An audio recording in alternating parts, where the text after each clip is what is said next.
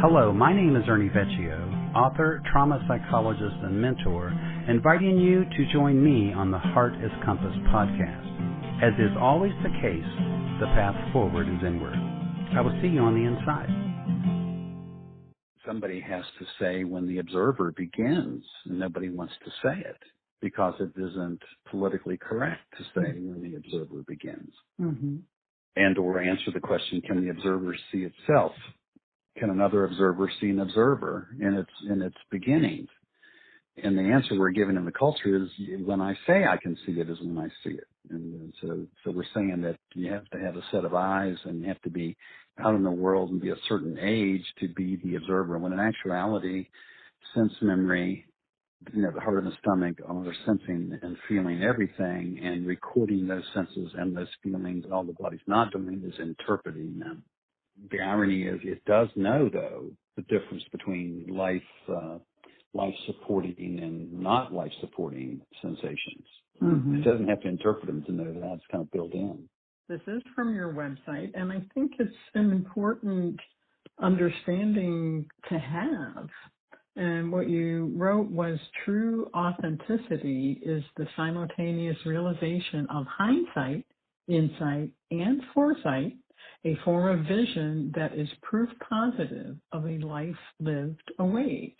And so I think, to me, that's such an important statement there because we need all of those sights to be awake in our lives and be authentic in our lives. But I think it does take getting knocked down, standing back up, learning from mistakes, all of those things to create the maturity to be able to go past that teenage awareness. So hindsight, insight, and foresight, all of those visions. And it takes a while to get all of those visions. Well, and the reason why the insight-foresight piece isn't as attractive is because we're saying that hindsight's perfect vision. Mm-hmm. It's perfect vision as long as you're looking back. It's not perfect vision if you're looking in or forward. I literally left the ground that the ego is rooted in and went in, not to outer space, but into inner space. And I'm in this little rocket ship inside your life.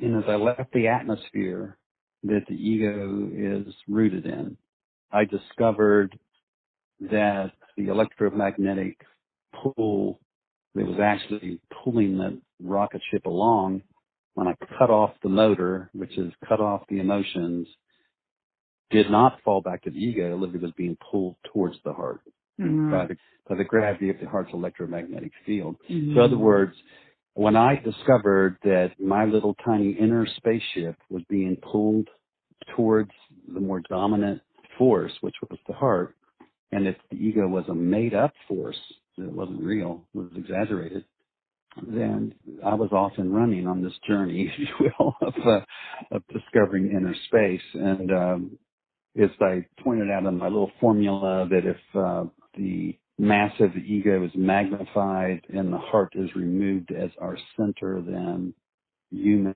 suffering is increased tenfold. Mm-hmm. And once I discovered that gravity and that gravitational pull is real, then I set off to go, okay, how did we get the illusion that the ego has more mass? It's an interesting dilemma because I'm discovering, even now at this chapter in my life, as I try to figure out what kind of contribution to make to the spiritual community or to this business of consciousness or to this business of self-development or whatever the language people want to use that has to do with reaching our potential. How do we talk about ego when literally we're not going to let go of it? One of the big reasons that it's hard for people to be willing to let go of their ego is because they think that's all that they are. Yeah. When I said that, I meant that it's also timing. It's where we are in our history as a country and as a world. Mm-hmm. We seem to be, without a doubt, at a peak of self-absorption. If we have a theoretical model out there called transactional analysis, which a lot of the world embraces, TA was very popular when it first came out in the 60s and 70s.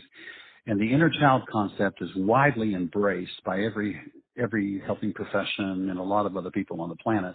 If we're going to embrace what Eric Burns said in his model of transactional analysis, that the inner child never gets any older than a teenager, what happens if you finally raise your teenager in his model?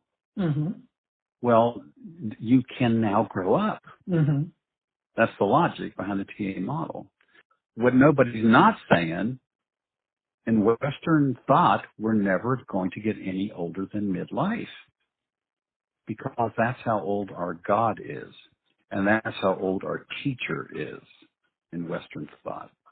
Mm-hmm. Never gets past 33. How much did you think you knew at 33? I thought, I'm not giving you a chance to answer, Irma, but I thought that I was on top of the world at 33. Mm-hmm. I thought that I knew a lot, only to discover that I didn't know hardly anything. Mm-hmm. I was just beginning to understand, Mm-hmm. but I felt pretty confident that I knew a lot. We're not getting there in the culture. And I guess we don't really care about getting ahead of the curve. If I ask anybody, if you want to get ahead of the emotional maturity curve, do you want to? I know a lot of people will say, yeah, no, not really. I don't really care. What is that? What do you mean by emotional maturity curve? What it seems like our society values most is material things and consumerism. I don't think I could stay on this earth if I couldn't find ways to feel hopeful. So if we don't value emotional maturity or overall maturity, then why would anybody set that as a goal? Truly spiritual people know that the life that they're in right now is all the life that they have. Right. And they try to live their life to match that logic. When you've got other people think that they've got life after this life, so therefore, why bother to clean it up? Mm-hmm. Why bother to do the best version of it? Why bother to do any of those things? Particularly when you're talking about the spiritual dimension. Mm-hmm. And that's the bypassing piece that we've talked about before. This work has taught me the difference between an optimist and a pessimist. Mm-hmm. And I know everybody's read these differences. A pessimist has faith based upon broken or unbroken promise of hope. And the greater the broken promise, the greater the pessimism. An optimist has faith based upon hope that's been rewarded. And each time it gets rewarded, their optimism is reinforced. If I had a magic wand to wave, and that magic wand erased not just the pandemic right now, but was there to begin with. So that was erased, and my magic wand created a United States where we're really united. And I keep coming up to this point, and that point is where I start to feel angry. But then what has happened each time when I get up to that point, and it's like I start to feel angry, I ask myself, angry at who and angry at what? There's not a specific person. There's nothing specific to express that anger towards. It just would be anger that wouldn't go anywhere. So then I kind of get peaceful again, but then I keep coming back because I think the anger is telling me I want to be able to change something, and I feel powerless to be able to do that, and that's what creates the feeling of anger.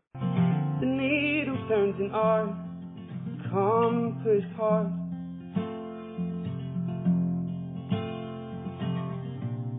Do you ever get the feeling it's pointing to the start of something so much bigger, so much better?